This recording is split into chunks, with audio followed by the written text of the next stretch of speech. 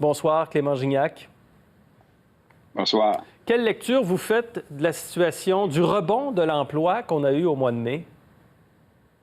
Mais la seule certitude que nous avons, Gérald, c'est que la contraction de l'activité économique est derrière nous. Donc, ça, c'est la bonne nouvelle. Mais comme vous l'avez mentionné dans les propos d'ouverture, il y a encore loin de la coupe aux lèvres, là. On a récupéré aux États-Unis puis au Canada à peine 10 des emplois perdus. Dans le cas du Québec, on a récupéré 30 Il faut dire qu'on a déconfiné un peu avant les autres, là.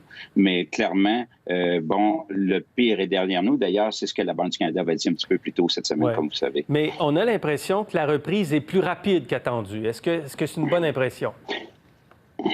Oui, c'est une bonne impression. Mais en même temps, on vient de le voir avec Bombardier, des licenciements. Donc, il y a des secteurs qui reprennent d'une façon très, très rapide. Par contre, il y a d'autres secteurs, ça va être plus difficile. Vous savez, là, récupérer aux États-Unis 22 millions d'emplois perdus, puis au Canada, 3 millions d'emplois perdus. Si je regarde lorsqu'on a eu la récession de 2008-2009, évidemment, c'est une cause complètement différente. Cette fois-ci, c'est pour des raisons de santé publique. Mais ça avait pris 7 ans avant qu'on retourne au niveau d'emploi qu'on avait connu avant la crise. En 2001, je peux vous donner une autre récession. À ce moment-là, on parlait de 4 ans.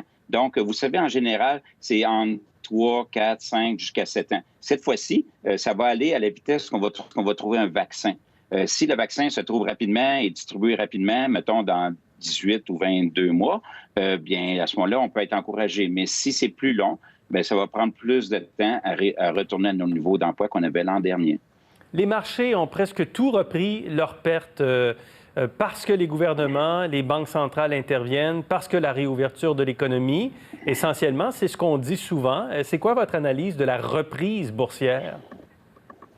Mais comme on l'a déjà mentionné ensemble, Gérald, vous savez que le marché boursier est il anticipe toujours la fin de la récession. Habituellement, il décolle 4 mois avant le creux de l'économie.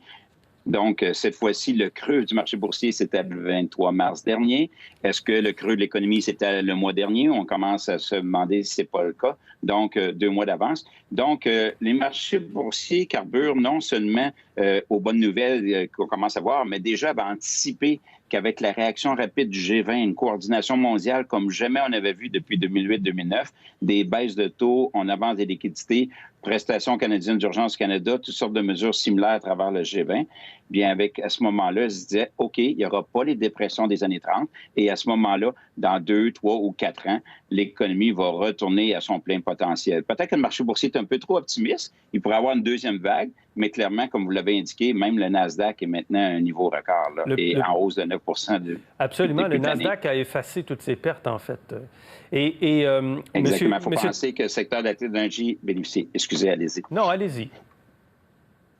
Allez-y, Clément. Vous savez, évidemment, les secteurs qui en bénéficient, Gérald, le secteur qui en bénéficie le plus actuellement au niveau de la bourse, évidemment, toutes les compagnies pharmaceutiques, il va de soi, mais le secteur de la technologie de l'information. Parce que même quand on a retrouvé un vaccin, il se pourrait que le télétravail soit encouragé par plusieurs entreprises. On le voit par des sondages de la Chambre de commerce et par Hydro-Québec et évidemment Silicon Valley. Donc, à ce moment-là, le secteur de la technologie, on devance peut-être 3, 4, 5 ans, ce qui aurait pris 4, 5 ans sera fait en 2, 3 mois avec les applications qu'on a. Donc, le Nasdaq est un grand gagnant si on doit trouver un gagnant à cette COVID-19. Évidemment. Et le S&P 500, on voit vraiment qu'on a récupéré, on perdait 35 au creux et là, la perte est de 6 Puis quand on regarde le TSX, on perdait 38 pour le TSX à Toronto et là, la perte finalement est autour de 10 ou 11 Est-ce que les marchés carburent artificiellement à l'aide gouvernementale et à l'aide des banques centrales? Mais il n'y a pas vraiment beaucoup d'alternatives. Hein? Vous pouvez financer le gouvernement américain, le gouvernement canadien à 0,5 pour les 10 prochaines années ou tentez votre chance. Vous avez un horizon 2-3 ans et non pas 2-3 semaines. Les banques maintiennent leurs dividendes en général, donc un investissement intéressant qui donne un bon rendement.